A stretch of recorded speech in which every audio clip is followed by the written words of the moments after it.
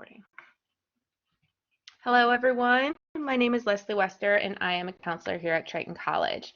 This workshop is going to go over some stress management techniques, especially useful now during the spring of 2020, where we're experiencing a global pandemic called COVID-19.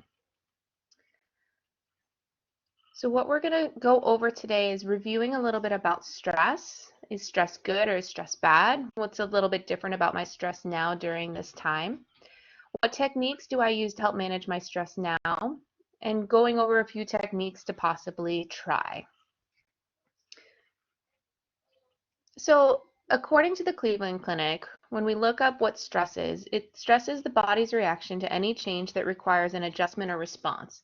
The body reacts to these changes with physical, mental, and emotional responses. Stress is a normal part of life. Even positive life changes, such as a promotion, a mortgage, or the birth of a child, produce stress. Stress can increase in situations where we believe we have little to no control over, and the result of too much stress that's not managed can be exhaustion and burnout. So when you think about all of the different things that are happening in your life right now, both the positive and the not so positive, you could see how stress could make an impact. What we want to be doing is acknowledging that there is stress in our life, that stress is a normal part of our life, but how can we better manage all of the different things that are going on to maintain a good balance? So when we think about if stress is good or bad, because stress is a natural aspect of life, that makes us think that it's a good thing. How we respond to stress and our view of stress can make a huge difference in how we manage our stress. But like anything else, too much of it can cause a feeling of overwhelmedness and can almost be a burden to us. What's a little bit different about the stress we're experiencing right now is we have a trauma response happening. Because there is this global pandemic happening and we're constantly being overwhelmed with information, including on this workshop, right? We're constantly being given information about it. It's a shared experience, but we react to it differently. So sometimes seeing how someone else is reacting to a similar situation than you can cause a stress response as well, where you may seem extremely calm and put together on the outside, and inside you're having a freak out, and other people might be freaking out all over the place, but inside they're kind of cool, calm, and collected. How we respond to things depends on our background and things that make us different from other people and the community that we live in. There's a couple of links on here that you can click on if you want to dive into this a little bit more from the CDC.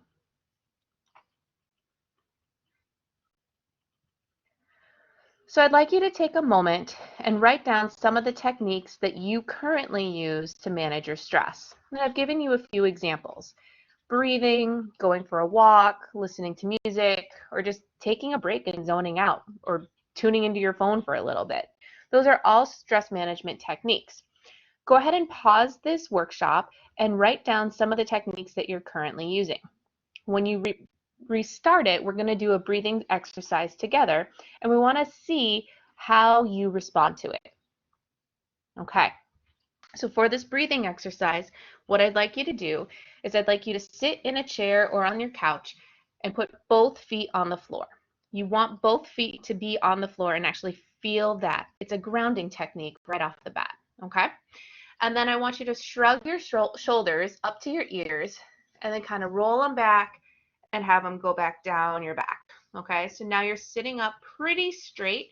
Your feet are on the floor, your shoulders are back, and we're going to slowly take a deep breath in for 4 seconds through our nose. We're going to hold it for 4 seconds, and then we're going to breathe out through our nose for 4 seconds, and I'm going to guide us through that. All right, so let's begin. Breathe in through your nose. Hold it. And breathe out through your nose. Let's do it again. Breathe in. Hold it. And breathe out. Great job.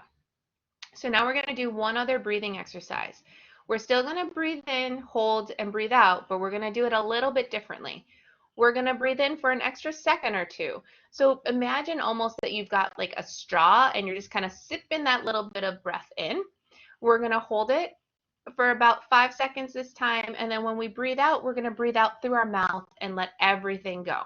All right, here we go. Breathe in through your nose. Hold it. And breathe out through your mouth. One more time. Breathe in through your nose. Hold it. And breathe out through your mouth. Now take a moment and notice if you feel any different than you did just a few moments ago. Breathing, getting us a little bit more oxygen, focusing on our breath, all of that can really help bring us kind of calmer in the moment. But it's something that you can use anytime you start to feel overwhelmed or anytime you just want to kind of recenter yourself. There's a lot of great breathing techniques that you can search on YouTube as well, and just different resources out there. But really just focusing on your breath, doing a little bit of meditation can really help calm you down, help you manage, be able to focus on what you need to be doing next. So other ideas that you can incorporate that we're going to review is scheduling and time management, focusing on what we can control, self-talk, healthy eating, and activities. The other thing that we'll touch on briefly is staying connected and utilizing different resources to stay connected, especially during this time. Again, it's April 2020, and we're currently at a stay-at-home order in the state of Illinois.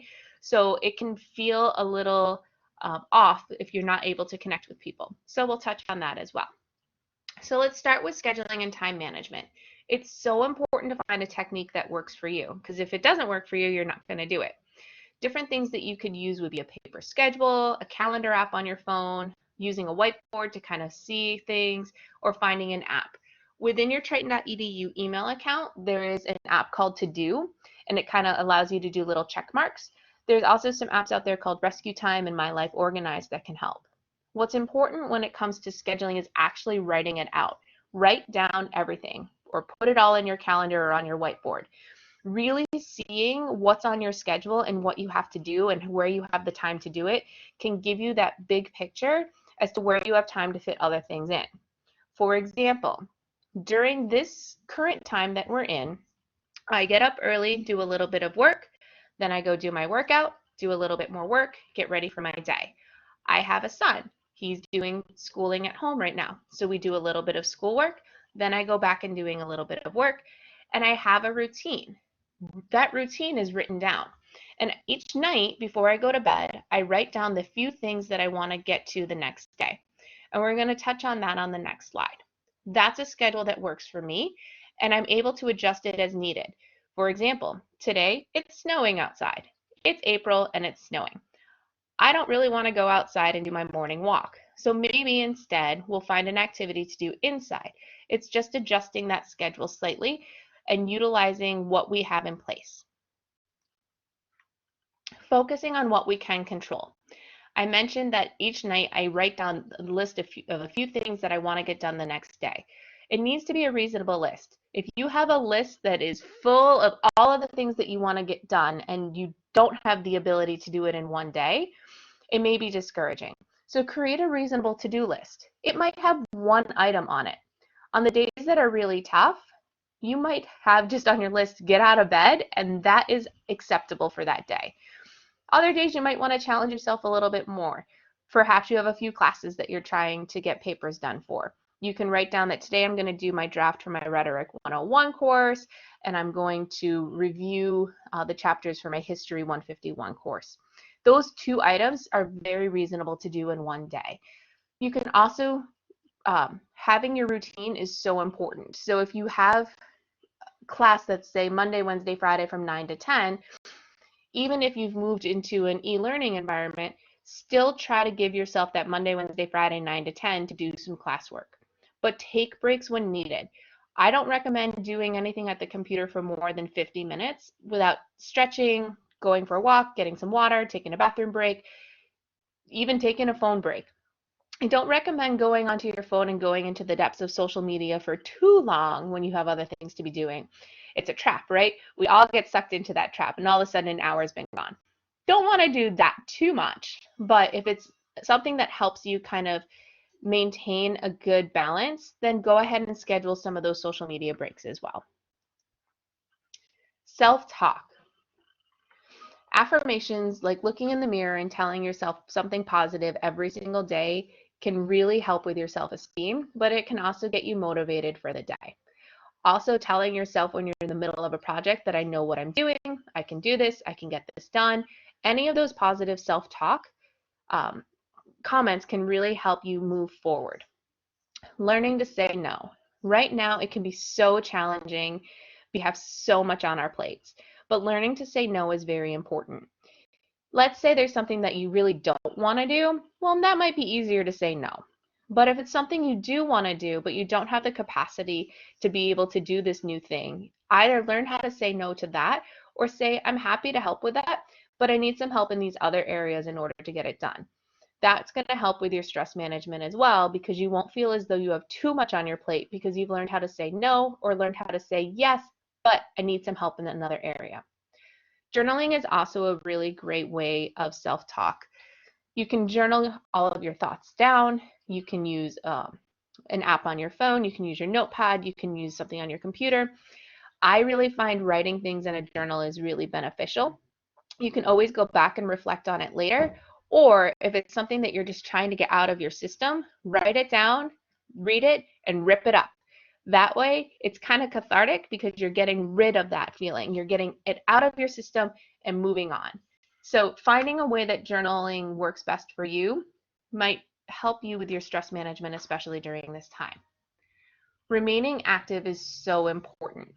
Some examples that I've put here are yoga, stretching, and walking, getting your blood flowing a little bit, but kind of making sure that your muscles are going all over the place and having a sense of calm. But if you like something that's a little bit more high intensity, like running, bike riding, weightlifting, those are all great options as well. The more active we remain, it kind of, again, keeping that as a part of your routine can help your stress management. You can lower your stress levels the more active that you are. Along those lines, eating healthy is so important. Drinking lots of water, herbal tea counts, keep incorporating fruits and vegetables and lots of protein into your regimen. You want to limit sugar, caffeine, and alcohol. Those are probably our biggest go-tos when our stress levels get high, but they end up not helping us as much as we would like them to. So try to limit those three items and focus more on drinking lots of water and having healthy fuel to get you going. For those of you who are missing interactions with others, it's important to stay connected. There's lots of free online tools that you can use to connect, and phone calls are important too. If you have iPhone, you can use FaceTime. If you have a Droid, you can use Skype. You can use Zoom. With your Triton.edu account, there's Microsoft Teams, so you can connect with other classmates. A lot of people are utilizing Blackboard Collaborate with their classes. It's important to stay connected to those that we care about and just to check in. Sometimes a good venting session can fix a lot of our stress. So I want you to have my contact information. If anything came up in this workshop and you want to follow up on it, please feel free to email me at lesliewester@triton.edu. We are all getting through this together. There's a lot of support available for you.